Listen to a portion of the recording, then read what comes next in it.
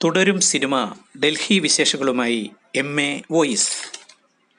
രജപുത്ര visual മീഡിയയുടെ ബാനറിൽ ശ്രീ രഞ്ജിത്ത് നിർമ്മിച്ച് യുവ സംവിധായകൻ തരുൺ മൂർത്തി സംവിധാനം ചെയ്ത മോഹൻലാൽ സിനിമയായ തുടരും തലസ്ഥാന നഗരിയിലും വളരെ ഗംഭീരമായി മുന്നേറുന്ന കാഴ്ചയാണ് കാണുവാൻ സാധിക്കുന്നത്.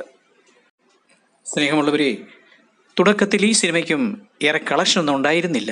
എന്നാൽ നാട്ടിൽ നിന്നുള്ള അഭിപ്രായ മികവിൽ ഡൽഹി മലയാളികൾ തിയേറ്ററിലേക്ക് ഇരച്ചു കയറുന്ന കാഴ്ചയാണ് പിന്നീട് കാണുവാൻ സാധിച്ചത്.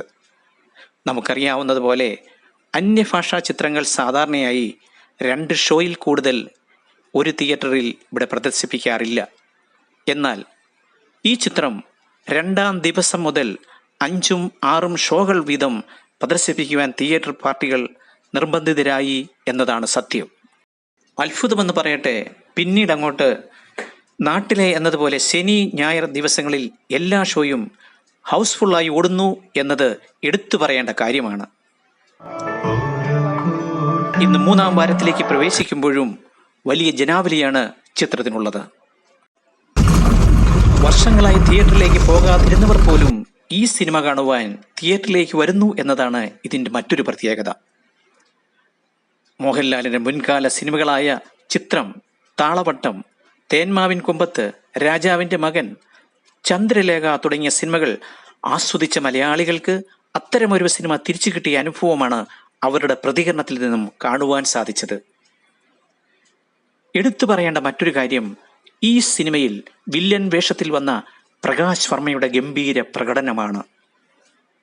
അങ്ങനെ എല്ലാം കൊണ്ടും ഒത്തിണങ്ങിയ ഈ സിനിമ മലയാള ഇൻഡസ്ട്രിക്ക് ഒരു പുത്തൻ ഉണർവേകുന്ന കാഴ്ചയാണ് ഇവിടെയും ഈ തലസ്ഥാന നഗരിയിലും കാണുവാൻ സാധിക്കുന്നത്. ഇനി നമുക്ക് പ്രേക്ഷകരുടെ അഭിപ്രായത്തിലേക്ക് പോകാം. ഇപ്പോൾ പടം കണ്ട് ഇറങ്ങിയുള്ളൂ. ഡയറക്ഷൻ ആയാലും ലാലേട്ടൻ്റെ കുറേ നാളുകൾക്ക് ശേഷം ലാലേട്ടൻ്റെ അഭിനയം ശരിയാവുന്നില്ല എന്നൊക്കെ കുറേ ആളുകൾ വിമർശിച്ചുകൊണ്ടിരുന്നു. അതിനെല്ലാം ഒരു മറുപടിയായിട്ടുള്ളൊരു സിനിമയാണിത്. വളരെ നല്ല അഭിനയ മുഹൂർത്തങ്ങളും ഡയറക്ഷൻ ആയാലും ക്യാമറ ആയാലും മ്യൂസിക് ജെക്സിയൊക്കെ നല്ല സൂപ്പറായിട്ട് ചെയ്തിട്ടുണ്ട്. എല്ലാം കൊണ്ടും മൊത്തത്തിലൊരു അടിപൊളി സിനിമയാണിത്. എല്ലാവരും വന്ന് കാണുക. ഫാമിലിയായിട്ട് വന്ന് എല്ലാവരും സിനിമ കണ്ട് അഭിപ്രായം അറിയിക്കുക. ഇവിടെ ഡൽഹിയിൽ എവിടെയായിട്ടാ? ഡൽഹിയിൽ ഞങ്ങൾ മായൂർവിഹാറാണ് താമസിക്കുന്നത്. മായൂർവിഹാർ ഫേസ് 1-ലാണ് താമസിക്കുന്നത്. നാട്ടിലെ എവിടെയായിട്ട് വരും? കേരളത്തിൽ കൊട്ടാരക്കര.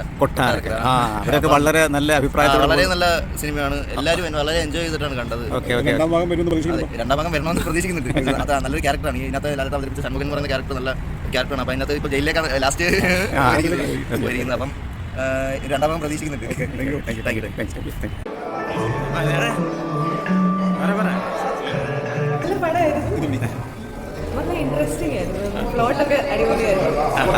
നാട്ടിലെവിടാ? നാട്ടിൽ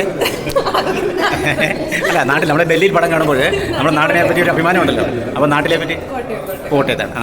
നന്നായിരിക്കും അല്ലേ? ശരി. ചേട്ടൻ്റെ അഭിപ്രായം എന്താണ്?